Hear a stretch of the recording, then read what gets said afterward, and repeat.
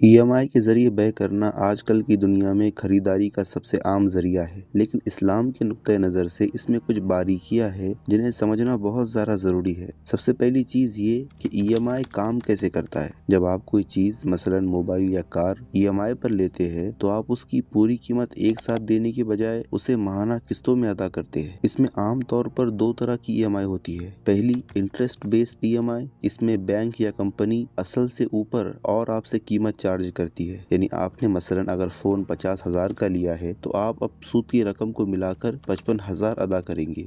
दूसरी होती है नो कॉस्ट ईएमआई। इसमें दिखने में सूद नहीं होता, लेकिन अक्सर प्रोसेसिंग फीस या डिस्काउंट ना मिलने की सूरत में वो पैसा निकाल लिया जाता है। इस्लाम में ईएमआई का हुक्म क्या है। इस्लाम में कारोबार और खरीदारी बिल्कुल जायज़ है, लेकिन सूद सख्ती के साथ हराम है।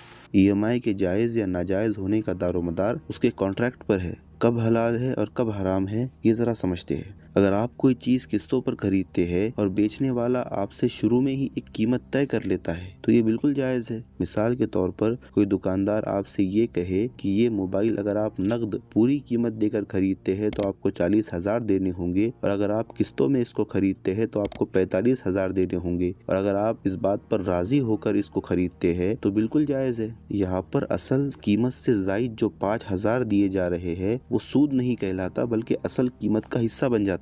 और ईएमआई कब हराम हो जाता है ये भी समझ ले। अगर ट्रांजैक्शन में इंटरेस्ट यानी सूद का लफ्ज़ माहियत में शामिल हो जाए तो वो हराम हो जाता है, जैसे लेट पेमेंट फ़ाइन। ईएमआई में अक्सर ये शर्त होती है कि अगर आपकी किस्त लेट हो जाए तो आपको उस पर इंटरेस्ट देना होगा। ये इंटरेस्ट सूद के ज़ुमरे में आता है और व्यय को मशकूक और हराम बना देता है। इसी तरह बैंक लोन, अगर आप बैंक से लोन लेकर कोई चीज़ खरीदते हैं और बैंक को इंटरेस्ट देते हैं तो ये सीधा सूद है।